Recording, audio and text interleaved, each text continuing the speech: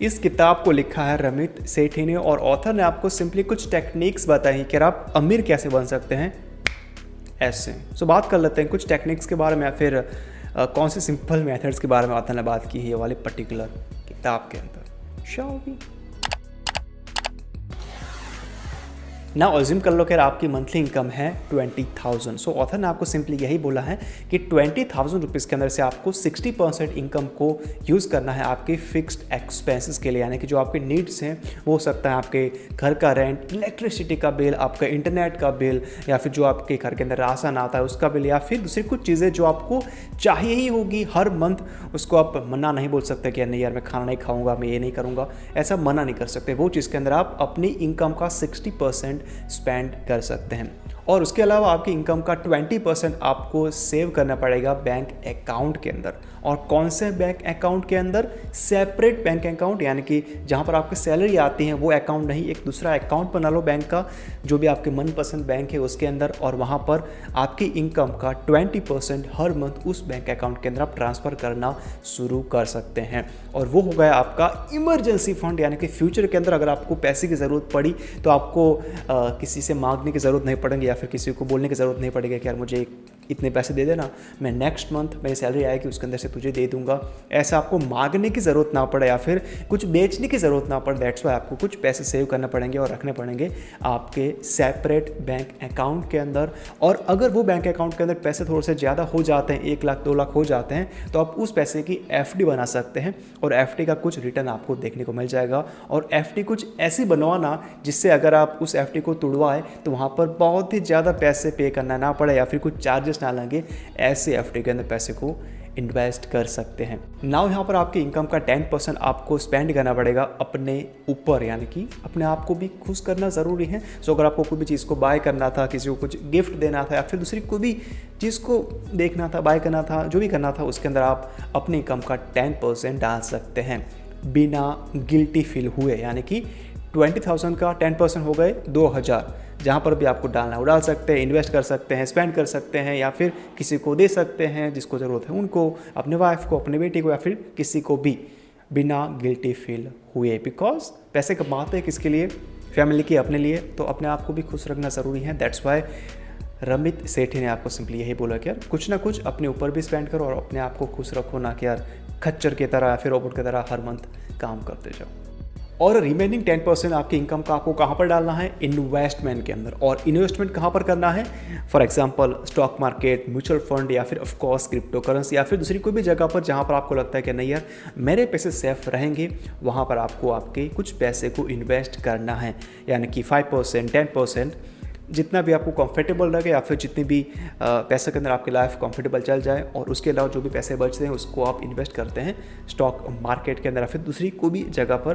But author ने आपको इस बुक के अंदर बोला है 10% का, दैट्स वाई मैं आपको बोल रहा हूँ 10% का। और दूसरी बात, क्रिप्टो करेंसीज काफ़ी वॉलेटाइल रहती हैं, तो ऐसे ही पैसे डालना जो पैसे को आप लूज़ करना सहन कर पाए। फॉर एग्जांपल अगर आपकी इनकम है 20,000 और उसके अंदर से अगर आपने 100 रुपये, 200 रुपये, 500 रुपये गवा दिए तो कुछ फ़र्क नहीं पड़ेगा, राइट? तो वो पैसे को आप डाल सकते हैं क्रिप्टो करेंसीज के अंदर। और ये मैं आपको सिर्फ सजेशन दे रहा हूँ, मैं आपको बोल नहीं रहा हूँ कि आपको क्रिप्टो करेंसीज के अंदर आपको इन्वेस्ट करना ही पड़ेगा, या फिर स्टॉक मार्केट के अंदर डालना पड़ेगा, या फिर म्यूचुअल फंड के अंदर ही डालना पड़ेगा। मैं सिर्फ आपको कुछ तरीके बता रहा हूँ, आपको चूज़ करना पड़ेगा कि यार आपको कहाँ पर डालना है, आपको कहाँ पर सेफ लगता है। उस चीज़ को चूज़ करने के बाद, देखने के बाद, रिसर्च करने के बाद ही आपको अपने पैसे को डालना पड़ेगा। बिकॉज पैसे आपने कमाए हैं तो आपका हक बनता है चूज़ करना कि कहाँ पर इन्वेस्ट करना है, कहाँ पर नहीं करना है।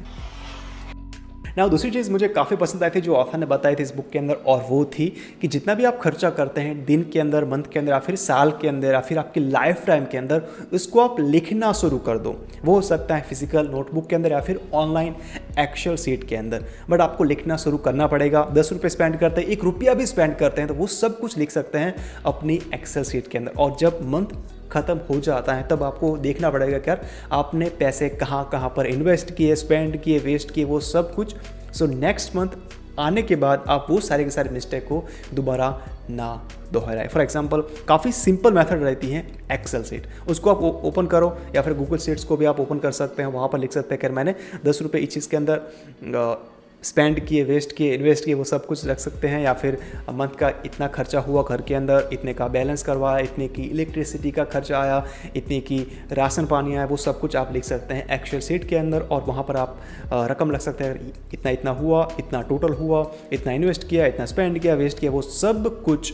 और साल के एंड तक या फिर मंथ के एंड तक उस सारे के सारे स्पेंडिंग को, वेस्टिंग को, इन्वेस्टिंग को आप एनालाइज करना, और आपको पता चल जाएगा कि आप किस तरह से स्पेंड करते हैं अपने पैसे को। सो आपको पता चल जाएगा आपका रिश्ता आपके पैसे के साथ। सो नेक्स्ट टाइम से आप काफ़ी सारी गलतियों को करने से पहले सोचेंगे कि यार नहीं यार, इसके अंदर पैसे डालने की ज़रूरत नहीं है, मैंने लास्ट मंथ डाले थे या फिर वेस्ट किए थे, स्पेंड किए थे, सो मैं दोबारा नहीं करूँगा। सो आपके माइंड के अंदर ये कॉन्शियसली आ जाएगा क्या नहीं यार, इसके अंदर नहीं डालना है। तो ये काफ़ी सही चीज़ है और ऑथर ने आपको बताया इस बुक के अंदर। और ये चीज़ आपको बताई थी ऑथर ने the psychology of money book के अंदर भी। सो वो उस बुक के अंदर भी था और ये बुक के अंदर भी था। सो ये आपको करना ही पड़ेगा। फिजिकल के अंदर लिख सकते हैं या फिर ऑनलाइन लिख सकते हैं, चॉइस काफ़ी सारी है, बट लिखना शुरू कर दो। आप एक्सक्यूज़ मत दो कि यार नहीं यार, दिन खत्म हो जाएगा, मंथ खत्म हो जाएगा तो मुझे सब कुछ याद रहेगा, मैं सब कुछ लिख दूंगा। ऐसा नहीं करना है। जब कभी भी आप स्पेंड करते हैं दिन के अंदर, घर के अंदर आते हैं, उसके बाद ओपन करो लैपटॉप और एक्सेल शीट ओपन करो और लिख लो क्या रही, 1 रुपये यहाँ पर स्पेंड किया, 10 रुपये ये स्पेंड किए, दोस्त को इतने दिए, वाइफ को इतने दिए, घर के अंदर ये लाया, घर के अंदर ये बटर मिल्क लाया, पनीर लाया, या फिर रोटी लाया, बाहर खाने गए, बच्चे को ये दिया, बच्चों को ये दिया, वो सब कुछ लिख सकते हैं। और उसके बाद एनालाइज करो, आप काफ़ी सारे मिस्टेक को दोबारा नहीं दोहराएंगे। और ये करना चाहिए अगर आपको पैसे को सही तरीके से यूज़ करना है तो। इस बुक का काफ़ी बड़ा हाईलाइटिंग पॉइंट क्या है पता है? Automate everything. ऑथर ने सिंपली आपको यही बोला है कि अगर आपके पास है क्रेडिट कार्ड तो उसको आप लिंक कर सकते हैं अपने बैंक अकाउंट के साथ। इससे होगा क्या कि जब कभी भी आपका बिल आएगा क्रेडिट कार्ड का तो आपको मैन्युअली उसको पे करना नहीं पड़ेगा, ऑटोमेटिकली सारे के सारे पैसे कट जाएंगे आपके बैंक अकाउंट के अंदर से। और दूसरी बात, अगर आप पैसे को इन्वेस्ट करते हैं स्टॉक मार्केट के अंदर तो काफ़ी अच्छी चॉइस रहेगी कि यार आप SIP को सेट कर दो, तो आपको हर मंथ मार्केट को देखना नहीं पड़ेगा, क्या मार्केट अप है डाउन है, वो सब कुछ देखना नहीं पड़ेगा। जो भी कंपनियों के अंदर आपने पैसे इन्वेस्ट किए होंगे या फिर कर रहे होंगे उस टाइम के दौरान, तो वो सारे के सारे पैसे कट जाएंगे आपके बैंक अकाउंट के अंदर से और चले जाएंगे आपके डीमार्ट के अंदर या फिर जो भी आप ब्रोकर यूज़ करते हैं उसके अकाउंट के अंदर, और वो पैसे इन्वेस्ट कर देंगे आपके बिहाफ के अंदर। सो आपको वहाँ पर टाइम को स्पेंड करने की ज़रूरत नहीं पड़ेगी और वो टाइम किसी और जगह पर आप यूज़ कर सकते हैं, बिकॉज टाइम इज़ मनी। तो उन सारे के सारे झंझट से निकलो और ऑटोमेट एवरीथिंग। और यही बात करते हैं ऑथर इन्वेस्टमेंट के बारे में या फिर खर्चे के बारे में। सारा का सारा ऑटोमेट कर दो और सारा का सारा चीज़ लिंक कर दो अपने बैंक अकाउंट के साथ, और वो सारा का सारा काम बैकग्राउंड के अंदर होता रहेगा। और ये था इस बुक का हाईलाइटिंग पार्ट, बिकॉज ऑथर ने काफ़ी चर्चाएं की इसके बारे में और मैंने भी आपको बताया काफ़ी सिंपल तरीके से जैसा कि ऑथर ने बताया था इस बुक के अंदर। सो यस, ये थी कुछ टेक अवेस या फिर लेसन्स जो ऑथर ने ये वाले बुक के अंदर यानी कि I will teach you to be rich book के अंदर डिस्कस किए थे, जो लिखी है ऑफकोर्स रमित सेठी ने।